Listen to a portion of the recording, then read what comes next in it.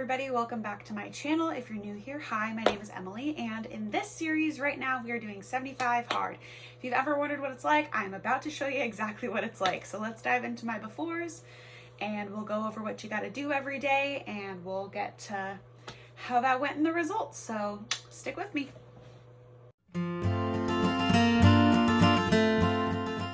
I have been doing 75 hard. Today is day 26, so I'm officially a third of the way through this program.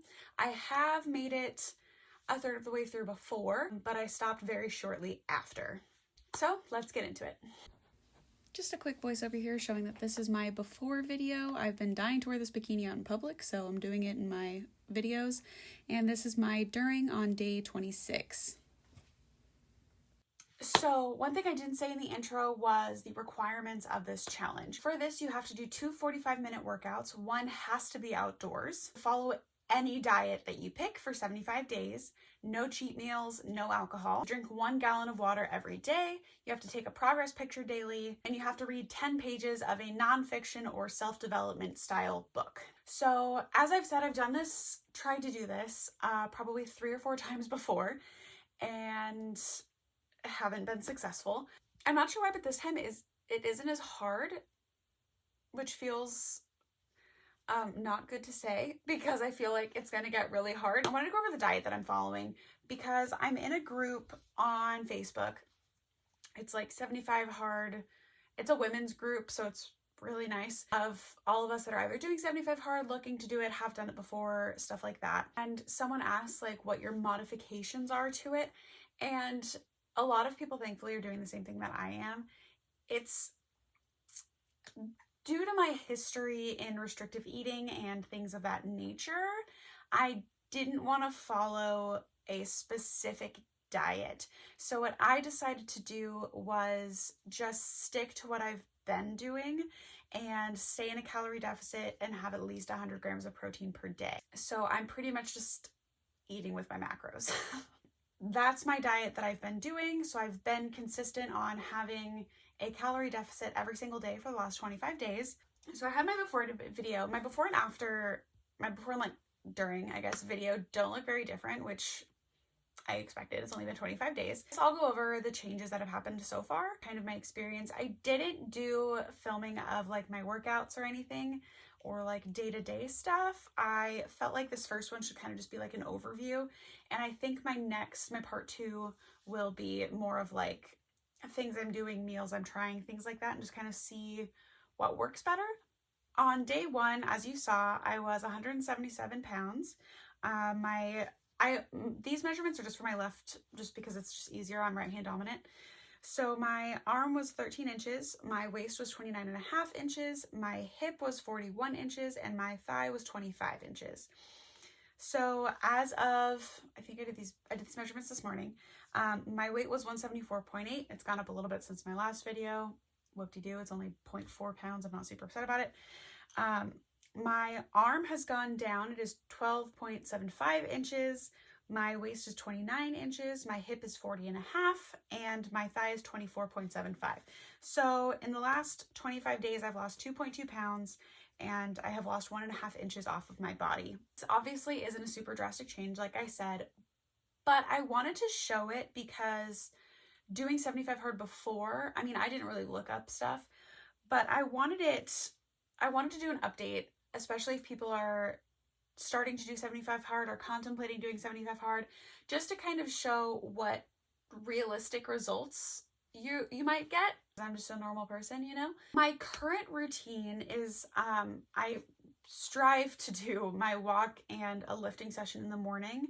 It's just so much easier for me throughout the day. I'm not stressed about it. I usually get my 10 pages in during my lifting session. During my rest times, I'll read a page or two. And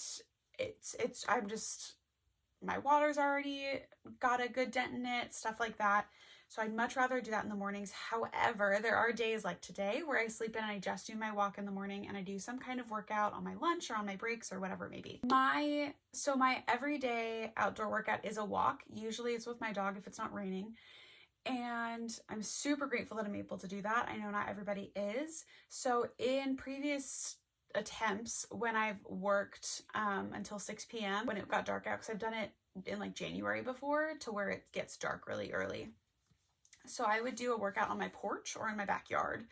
So there's options on YouTube for indoor walking workouts or yoga workouts or kickboxing, you know, dancing workouts, stuff like that, that you're able to do in one spot outside. And so that's what I was doing previously. This time I just have the opportunity where it is light enough outside that I can go for a walk in the morning or on my lunch or whatever it is. My experience so far is I haven't struggled a lot, which I'm a little, I don't want to say I'm surprised, but I'm surprised. And I think it's because in my last video I referenced, you know, I had, in the last couple, I think, I've had a drastic shift in mindset. And for this challenge, my like daily things I have to do are non-negotiables. It's, you know, I gotta find a way to get these in, and that's just that. So it hasn't been as hard with that mindset shift, and I don't quite understand the reason behind that, but that's where we are. I had a lot more difficulty in the beginning when I wasn't quite as strict about actually getting up on time. And so I was trying to struggle to get my walks in, and I was trying to struggle to get a workout in and figure out what I was going to do. And I was just making excuses for myself of, I don't want to do it after work, and like, and just being stupid about it. And now it's like, if I have to, I have to. My typical nighttime routine is my boyfriend gets home at like 2:30, 3 o'clock. I'm off work at 5. So on my last break, I'll either like prepare stuff for dinner, or we'll do like a walk or something or whatever, or read. And then dinner is made, we eat dinner, we watch a show, sometimes a couple episodes of it, and then we go to bed. That's just our routine. That's what we do. We go to bed early because we have to get up very early. So when I have to do an indoor workout, I just walk while we're watching a show. I just do an indoor walking workout. I'll even just march in place or walk in circles or something and just watch the show with him that way.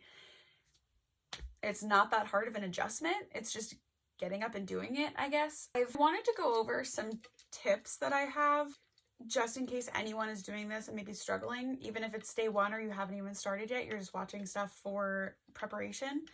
One thing is I got a water bottle on Amazon that is a gallon-sized water bottle. I will put pictures up here and a link in the description. And so what I do, since I can't stand room temperature or warm water, I actually fill it up about a quarter of the way with ice in the morning, and then I fill it up with water. I put the cold water, but none of the ice, in this cup after workouts. So if I'm doing a strength training workout, I'll just drink directly from that because it's cold still. But after that, I will put it in this. My mom got this from Target for me.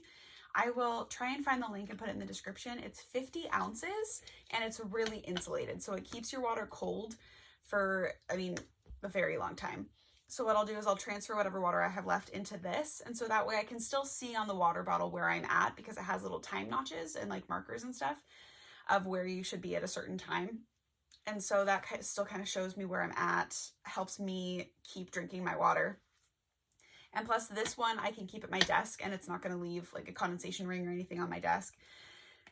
So I love this water bottle. So that's how I get my water in. I know a lot of people struggle getting in a gallon. When I first started doing it, I had a lot of problems drinking a gallon of water a day. But now that I've done it for so long, I've done it for the better part of a year, if not more than that, it's not a huge deal to me. The water is not too hard for me. I do have days where I fall behind. Like today I started very late, so I feel very behind with my water, so I just have to chug it. I guess tips for workouts is don't go too intense too fast, because before I would be doing like a HIIT workout and then a HIIT workout for my indoor and outdoor workouts, or I would be doing like a run and strength training workout or stuff, and that was every single day. I was not giving myself a break. But now it's literally, I do a 45-minute walk. Sometimes it's 50 minutes because my dog takes his sweet time and I want to go 3 miles. But I do an outdoor walk, nothing high impact, nothing crazy, and then I do my strength training workouts 4 days a week. So I have 3 days a week where I'm doing either an indoor walking workout or yoga or kickboxing, something along those lines, where I'm kind of listening to my body on what I can handle and what I can't handle. One of my biggest tips is getting your stuff done early.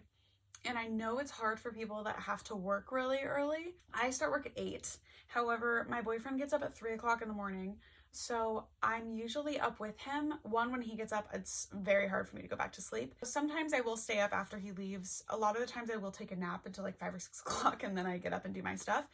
But getting stuff done early as possible will help you be successful, because you're not at 11 p.m. trying to get in a 45-minute workout and read your 10 pages and drink the rest of your gallon. You start drinking your water early, you read your 10 pages as soon as you get up or right before bed. Like, have a routine with it.